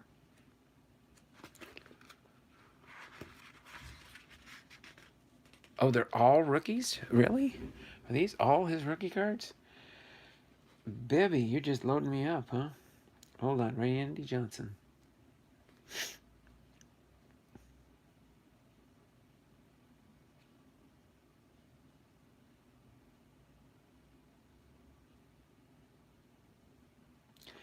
Well, let's see. 89 was his rookie year. Is this an 89? I don't think. Is this one an 89? Oh, this one's a 90. This one's a 90. So he's, but he looks like you've got a lot of his rookie cards here. This must be a Randy Johnson package I just discovered, huh? 431. Okay, I think I see. Let me see what Bibster's doing here. And then this one does look familiar. 381. Oh yeah, this is definitely his rookie card. I don't believe that one is, because that's a 1990 card. But are these Topps traded? Are they those are 89s. But that's weird how they don't. I would think, yeah, these are rookie cards. Yeah, I know. He won a World Series as a Diamondback. As a Diamondback. But yeah. The 57T, they don't really have it kind of listed. I know, let's see. So this one here is definitely so the traded are considered rookies. So did he get traded to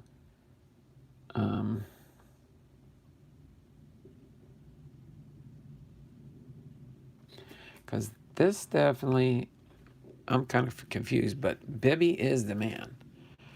And the traded are rookies also, huh? But this one's considered a 1990. Are these? And he never killed a bird on the Mariners. Nope, only... All right, John. But this is a 1990 Topps. I don't know. Well, I'm going to set this one aside for now. But then I do know this one, because I didn't think his rookie year was, let's see, 647. Yeah, so this one is definitely a rookie. So I know his Expo cards are, can I buy one of those 89 tops traded? We'll see down the road there, Michael. Down the road, once I organize my Hall of Famer cards and stuff. And then, oh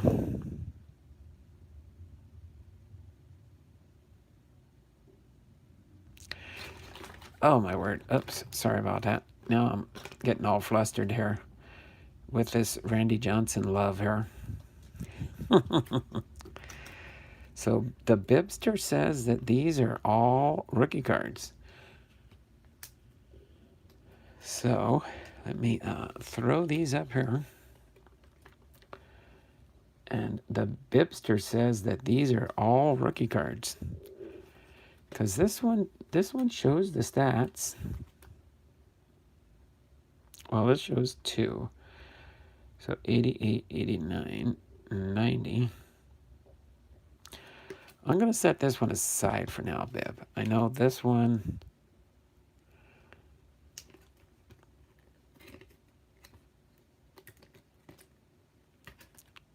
the score traded, right?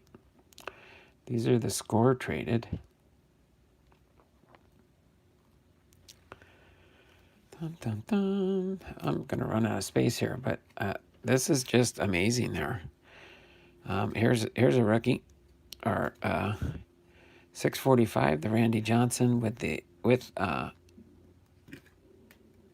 one kind of went goofy. But that says 1989 rookie, Randy Johnson for sure. So he does have a rookie. So did he start with the Expos and then did he get traded to the Mariners? Was that it? Was that it there? So in his rookie year, he got traded to the Mariners?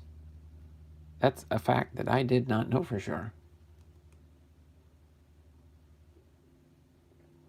The 1990 tops. Okay, so this one is his second year card, right? Okay, so this one is, but all these are rookies then. Oh, my word. Oh, yeah. I know this one's his rated rookie card, and that's another one with the Expos. I'm running out of ways to display all these. Okay, and now we're back to, but Bibby, oh my word. This was amazing. Words cannot extend my thanks for this one. Randy Johnson rookies. My Randy Johnson rookie collection just grew exponentially. Oh, okay. Bibby said that further up in the chat. That's what I was thinking. That was second year card. But that's good. It's good to have. It's nice sometimes to get the rookie cards and the second year cards. So correct me if I'm right, Bibby. So during his rookie year, he got traded from the Expos to the Mariners. Is that why on the tradeds they show him with the Seattle Mariners hat on? I never knew that. But it kind of makes sense.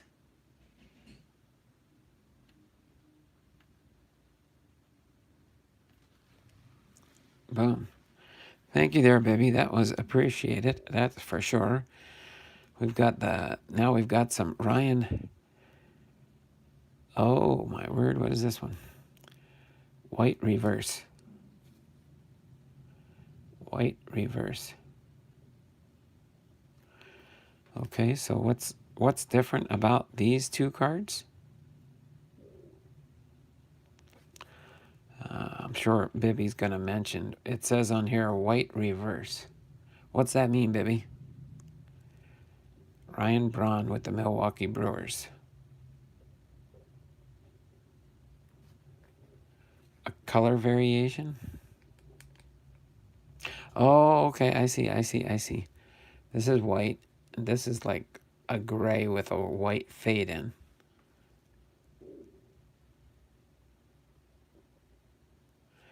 That was nice to know. I was just thinking you sent me two of these cards. Now I know what that is. And then what do we got here? Bartola Cologne. Okay, I can see this one on the front because I'm familiar with a lot of the upper deck. Okay. That's kind of different. They call this one the Gold Reserve. It has the little 40 over here. Cleveland Indians for Bartola Cologne. This looks like his third year card. Okay, I can see the back. Gold Reserve. And you can see the gold on the back here, the gold color and the blue color. These are awesome, Bibster. Nice seeing these. The regular and gold. Yes. Thank you very much there, Bib. Good thing I have lots of rookie card top loaders. But of course, this one I don't need to worry about it as much. But these ones, putting them in the rookie holders just to clarify it. That's what I like to do. You just increased my Hall of Fame rookie card collection by an exponential amount. That's for sure. Oh my word. Surprising, surprising what come out of these Bibby packages. Well, let me put Randy Johnson aside for now. Let me get the Bartola Cologne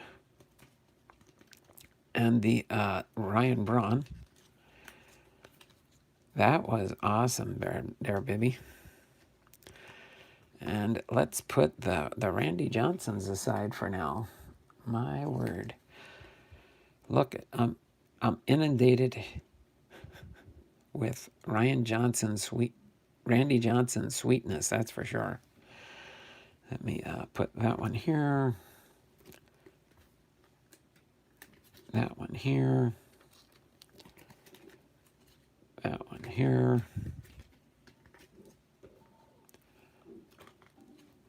This one here. It's like an accordion file here. And then, boom. Wow, these are beautiful, beautiful cards too, Bib. Beautiful Randy Johnsons. My. Okay, let's see. Dun, dun, dun. Let me put the Randy Johnson sweetness right there. Hopefully they don't tip over. And for now, we'll put these right down here. How's that sound? I'm going to put these right down here for now. Bartola Cologne and... Any new news out of for the new Hall of Famers for this year there, Bibster? I know there was a text, I guess. Was it noon Eastern time that they were supposed to make an announcement or something? That's what thought I had kind of heard this morning a little bit.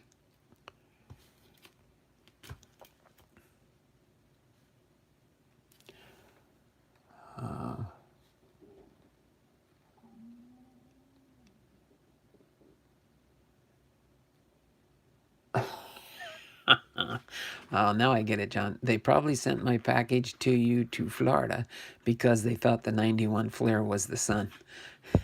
All right, let me refresh the chat here real quick. Oh yeah, by the way, don't forget. Let me read the pin chat again up above. It says, "Don't forget my big 2020 auction/sale coming Saturday, this coming Saturday. It's going to be fun. We will start out earlier at 9 a.m. general chat. We will do our family mail call from the Bibster." Part 12 of 12, and then the sale will start at 9:30 a.m. promptly. Hope to see y'all there. That's my little advertisement for today. Hope to see y'all there. All right, let's get into 5B from Bibster. See what kind of sweetness we get out of this pack here. Okay, let me set this down here real quick. The envelope is empty, just like the last one. I can't remember if I remembered to show this one, but that one was empty too. Doesn't hurt to double check for sure. But we've got another package of sweetless coming up here. All right. Here, I'm going to do this just so we can make room for the next grouping here. We got Bartola Colon there and Ryan Braun there. And it looks like we've got some sweetness coming up here. Todd Helton. This Maximum. Flair Maximum. We've got some more Todd Helton. More Randy Johnson sweetness. Uh-oh. Randy Johnson with the... Oh, we had the Mariners and the Expos there. Here you go, Kevin.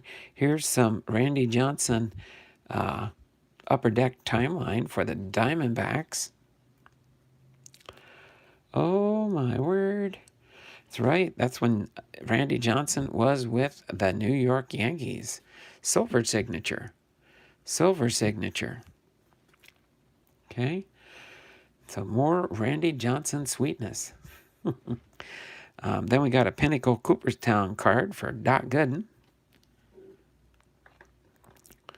Then we've got a Jacob deGrom and Aaron Nola, Ronald Acuna Jr., Joey Votto, Paul Goldschmidt with the St. Louis Cardinals.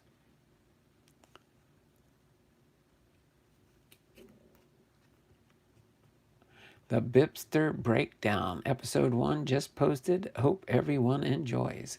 I will take a peek at that when we finish the live stream today there, Bib. Joe Wood with Boston. Joe Wood. So Fairfield triple there, Kevin. Then we got a shoeless Joe Jackson. Jackie Robinson. All right. These are all Diamond Kings right here. Here's some more of the Pinnacle Cooperstown cards. Ozzie Smith. Boom, we got another Randy Johnson sweetness here with the Seattle Mariners. Oh, my word. Mike Stanton. Is this 2020? From 2020 Topps Baseball Series 1. Florida Marlins rookie medallion card for Mike Stanton. That's an awesome one there. I'm going to put that in a top loader here. Might come to a sale near you because I've got this complete set. I've got the rookie card medallion set, and I've got the commemorative coin complete set for 2020 Series 1 and 2020 Series 2. So let me put this one in here. And I think it'll probably fit into one of these. Boom.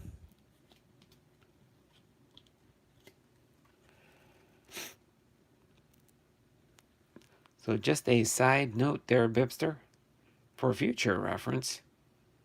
I've got these complete sets. I've got the rookie card medallion card set, and I've got the commemorative coin set for Topps 2020 Series 1 and Series 2. But that will find a prominent home in somebody's collection, hopefully. Now, what do we got here? This is a Topps Stadium Club. This one is from 1998 Todd Helton. Okay, I see some patterns here. He's sending me a lot of Tom Heltons. We got a Robin Ventura here with the Chicago White Sox. I like that they show the rookie card on the back here, 1988. Oral Hershiser, duplicate, Fairfield duplicate for Earl Hershiser. Bibster of all things wax packed. Noted. All right there, Bib. Just to be safe on the side there. Save you some future stuff, maybe. Todd Helton again, and Bartola Cologne. Bartola Cologne. That's a gold one there. Boom. 2002. Put that Bartola Cologne there. Oral Hershiser. Awesome package. Once again, Bibby.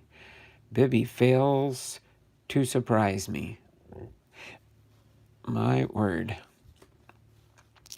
So it's Earl Hershiser, Todd Helton, Robin Ventura, Ryan Braun, Bartola Cologne, some Pinnacle Cooperstown cards, Ozzie Smith, Fairfield Double, Doc Gooden, Fairfield Double, some Diamond Kings here, DeGrom, Nolan, Acuna, Votto, Goldschmidt, Wood, a triple for Joe Wood, Joe Jackson, Jackie Robinson. And then, of course, the love in the channel today with my Randy Johnson. I'll show you. This is, I didn't even know what's coming in these packages, so you'll see when I turn my shirt around. This is my usual Tuesday shirt, but that was perfect timing for the Randy Johnson there, Bibster. Of course, Randy Johnson Sweetness here, Seattle Mariners. It's Collector's Choice SP, New York Yankees. That's when he played, so we've got 1, 2, 3, 4 of his teams he played through his major league career. I don't think they show through all the stats, but let's see. Did he play for anybody else except for the Expos, the Mariners, the Diamondbacks, and the Yankees? Yeah, this is all from the Bibster of All Things Wax Packed, Michael, in case you're wondering.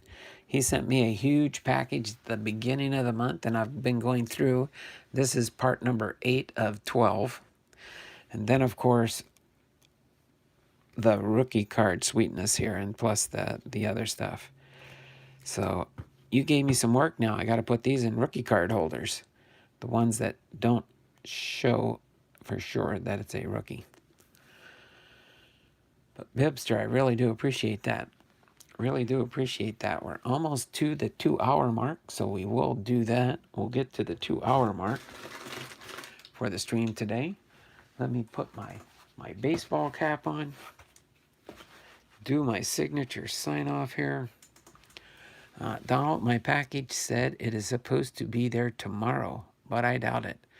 You never know. That either that or that's probably when it was originally supposed to be here. Now, if it comes from Florida directly into Seattle overnight, then maybe I could get it tomorrow. It's not work. It's a labor of love. Thanks there, Kevin. JVK Cards and Collectibles, what's up? Oh, wow, we got 8 people watching. 8 people watching. 12 thumbs up. Appreciate that. Here, real quick before I do turn the camera around, and I'm going to give you a preview of what my Wheel of Names looks like. Okay? I'll give you a preview of what my Wheel of Names looks like. I mean, it's so small and blurry, you cannot even see the names on there. This is for my January giveaway. All right. Oh, the JVK Cards and Collectibles. This is my Wheel of Names for my entries for my January giveaway for our card community. So, yeah, there are 381 entries on here so far. When you get a chance, just check out my About Me tab. It'll tell you how you can get free entries and how you can get additional entries into my monthly drawing for my free every month. Last year was my first year of monetization. I did a crescending, or a kind of like Bibby's doing his 12 boxes of sweetness, which let's see, I think this was box number 3. I think I've lost track, but you know what? It's fun doing this. But so yeah, so I've decided to continue with the monthly giveaways. So this month in January, there is one. There's probably going to be more added to the mix, and I'll probably show you what is being given away as a sneak peek, probably on Saturday before we have the drawing. Was this box number 4? Like I said, I've lost track of time. So this was box, that's fine. Box number 4 of going through the year. But this was part number 8 of 12 for this box. Because he sends me so much in a box, instead of going through the whole box in one sitting, we break it down into multiple parts. So depending on how he sends it to me, I go through and kind of determine how to break down the box. Unless he gives me specific instructions on how to do the openings. So other than that, let me zoom back out here, put this back on the break table, turn the camera around in just a momentaro there, so you guys can see me. This is Donald Blomdahl, Hall of Fame veteran, sports cards and collectibles, having been with you this episode of Biography Monday, doing J.R. Richards' biography for today.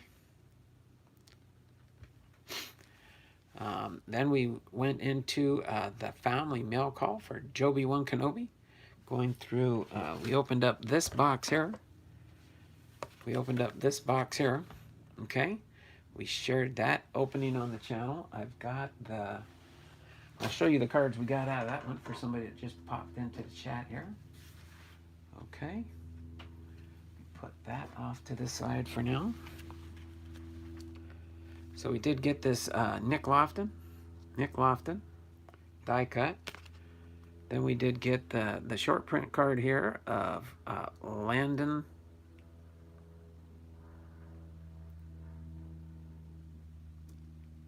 Knack for the knickknacks.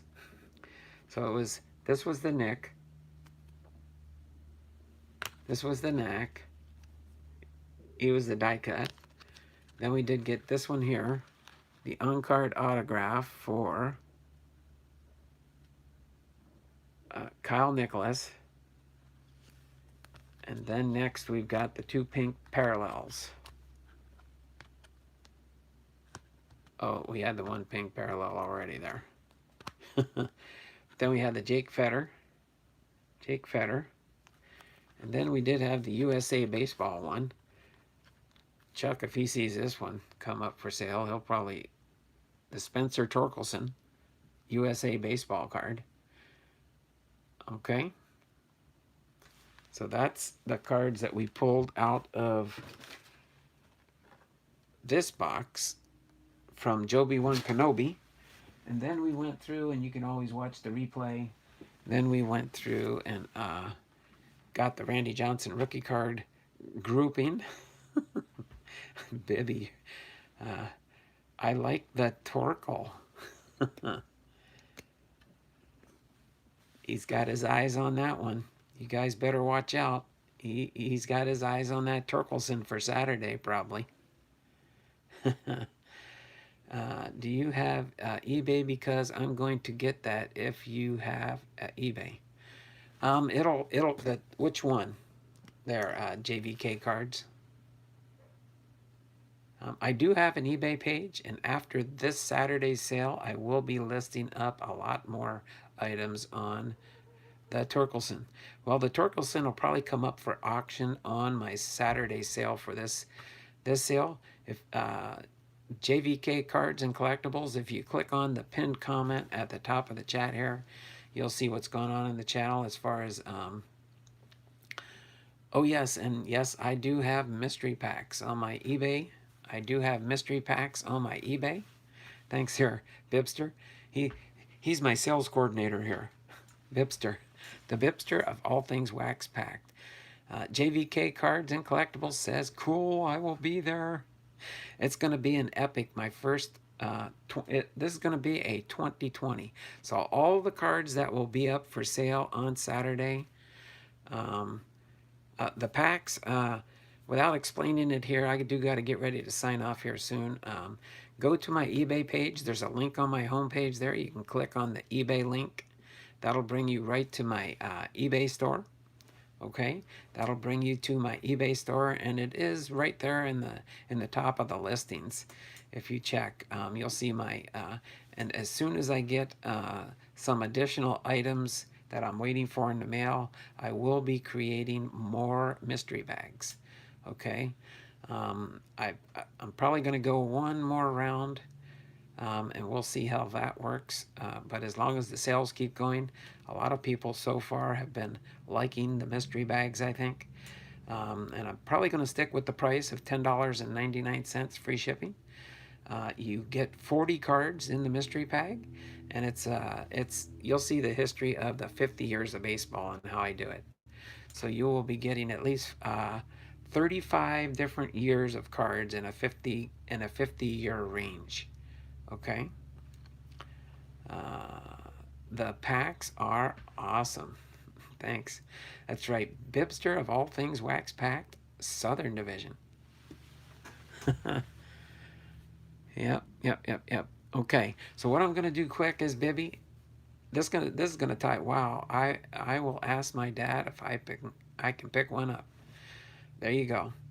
So, but yeah, it's 50 years of baseball. It's my design of a silver pack, and you'll kind of see the way it's laid out there. But those are on eBay there, JVK, cards and collectibles. But yeah, so I could almost show you a preview of what the pack looks like, but just go to my eBay page and you'll see those listed there. All right. So other than that, I'm going to pan down so you see my t-shirt I'm wearing today there, Bibster. Edgar, Randy, Ichiro, and Ken Griffey Jr. So Edgar, Randy, of course, this was awesome today with Randy Johnson being the big star of the show today, Randy Johnson. But that was my t-shirt I usually wear on Tuesdays when I do my biographies. Okay. Hashtag card community love. Appreciate that, Bib. I appreciate that very much. So without further ado, we are over 2 hours for sure. I'm going to get ready to go downstairs and have some lunch with my wife in a little bit here. But appreciate the package you gave to me today there, Bibster. Really do appreciate that. And so without further ado, we will get into finishing up the stream here. I'll type my goodbye chat as I turn the camera around. But let me just turn on some of the special effects here. Put me in some bubbles. Tiny bubbles goes a long, long way. Oh, but I better not get into my singing mode here. See ya. Have a great rest of your day. Thank you there, JVK Cards and Collectibles. You all take care. Have a wonderful day yourself. Let me turn the camera around. Let you see this. Let me type in my goodbye in the chat. And we will see you all tomorrow. We will see you all tomorrow for probably a set review. I'm going to be varying my set review into big sets, small sets. I'm trying to think which one I might do tomorrow. I'm pretty sure it's going to be a smaller set. It might be an 80 card set. I'll just give you a sneak peek. It'll probably be an 80 card set, just in case you're wondering.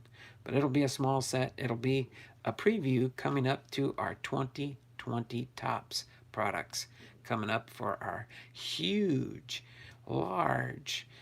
We'll have dollar cards, we'll have auctions, and we'll have lots of fun this coming Saturday. All right? Take care. Thank you all for being here. We had 7 watching, 14 thumbs up. I appreciate everybody that was here. All right? Whenever you get a chance there, Bibster, I will try and shout at you later this afternoon, okay?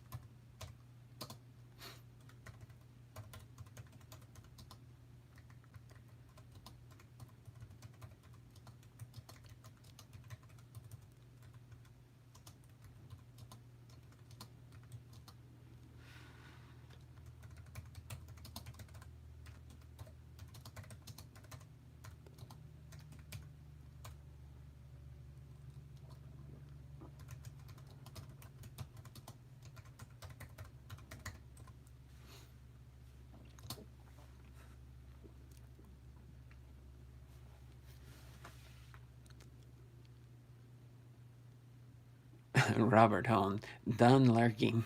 All right, you were hiding out in the background. That's fine there. Later to you all. All right there, Michael Heath. Robert Hone, the Bibster of all things wax packed. Okay. The Bibster of all things wax pack. Goodbye, all. Thanks, Bib.